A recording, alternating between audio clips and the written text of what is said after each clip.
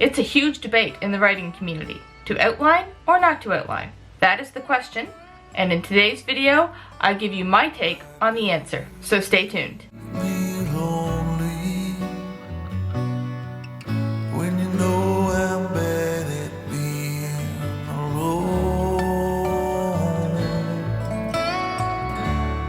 Hi guys, in this video I'm going to go over outlines.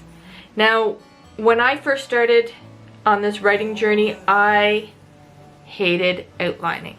Hated it with a passion. It seemed to sap all my creativity out of my body and transport it somewhere into the stratosphere. I hated outlining. After writing Pride Be Damned, I came across a book by k.m.weiland called How to Outline Your Novel. And I can't recommend this book enough. k.m.weiland just pulls you in to the book. I can't even call it a story because it's nonfiction, but she pulls you in so that you just want to keep reading. I had never before read a nonfiction book that was a page turner. Like, I would go to bed at night, my eyes would be all grainy, I was so tired, but I kept reading because it was just, oh. And then when they became available as audiobooks too, oh my gosh, I devour them. Like, I would listen to them on the bus. Not so much now, we're in a lockdown. But I would listen to them on the bus. I would listen to them when I went for walks. I would listen to them when I went to the store. I listen to them when I'm making a snack for myself, or when I'm just anytime. I'd go out on the deck in the summertime and listen to her book, How to Conquer Writer's Block, because her books, her tips always get me wanting to write. They always inspire me. So outlines, I love now. I swear by outlines. I have to write an outline. And I didn't do that for Pride Be Damned. I mentioned that in my genre video. If you want to check that out, you can click here. But I kept having a hard time in that video not talking about outlining. The video wasn't about outlining. So I realized that that was another video that I had to make. I had to get it out of my system.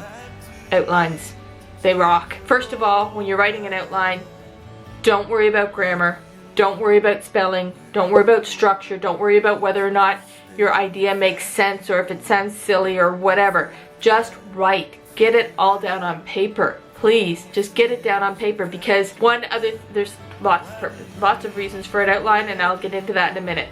But one thing that, if you just get it all down on paper and just write, then those times when you have writer's block, first of all, you'll have the information there, your outline, but you'll also, because sometimes writer's block is just a lack of motivation, a lack of excitement for your story. And if you read that outline and you were writing it while you were excited about your story, and you just wrote nonstop and didn't worry about your grammar or spelling or anything like that, then when you read over your outline in those times when you're not feeling motivated, that energy, that excitement is going to come up out of those pages and into you. Like, you're going to feel that excitement all over again, and it's such a wonderful feeling to read the outline and be as excited as you were that first day when you wrote the outline. It's so wonderful.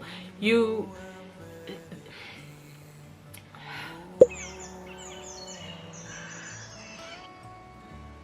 okay, I gotta stop that.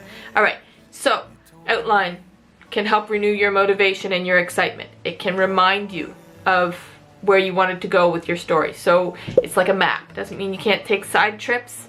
It just means that you have a map to go back to after you're done with the side trip and remind yourself, okay, this is the goal for my story. So that's another way an outline will help you. It will also help you figure out your tone and your pacing. It will help you with your setups and payoffs. One thing I didn't realize until I was doing the genre video, I'm going to do this with book 3. I'm going to go through my outline and do this, because what you can do is you can take a highlighter or one of those little arrow stickies, and you can highlight the setups that you have in your story. And then you can, like say in pink, then you can take a green highlighter or green stickies and highlight the payoffs that you have and count them. And if they match up, then you know there's a good chance that all the setups have payoffs and all the payoffs have setups, because you can't have one or the other. They have to come in pairs. But you can also, you'll also have to like make sure each setup has its own payoff, because there is a chance that you'll have an extra payoff without a setup and an extra setup without a payoff, but it at least gives you some groundwork to start with. Then you can also confirm that it meets with your target audience. So for example, with young adult, with me, with my young adult story, with Pride Be Damned, the early drafts started with a Jake scene. Can't start with a scene. You can't start a young adult book with a non-young adult character. So I had to go back and change that. I started earlier so that I could start with Toby. And then there were too many Jake scenes in the book as a whole, which my editor pointed out to me. So I had to go back and scale back Jake. I mean, I was crushing on Jake. I admit it. I was kind of, yeah, I'm still crushing on Jake. But I had to scale his role back in the story because it's a young adult book. The other option was for me to change my target audience and write an adult book. But that wasn't what I wanted to do. I chose to scale back on Jake a bit. He's still there. He's still there to support Toby. He still has a pretty significant role in Pride Be Damned because of the fact that Toby's a lone wolf, and Jake is someone who he learns to trust again so that he can find his father and all that stuff. I don't want to spoil things. If you're interested in reading Pride Be Damned, it is free as an ebook on my website, and the link is down below in the description. But that's just, it's something, if I had done an outline for Pride Be Damned and then my editor read that and let me know that, you know, you might want to scale back on Jake or whatever, then it would have been a lot easier to do than with the full manuscript. But I still did it, and it's still possible. But so if you're a pantser, it's still possible. It's just a lot easier with an outline, because you can go it's a lot easier to edit 30 or 50 page outline than it is to edit a 300 page manuscript. Also, when you read over the outline, it can tell you if it matches up with the tone that you want, if it matches up with the pacing that you want. It's a lot easier to add to amp up the pacing or scale it down a bit with an outline than it is to do it with a full manuscript. So that's another place where an outline comes in handy.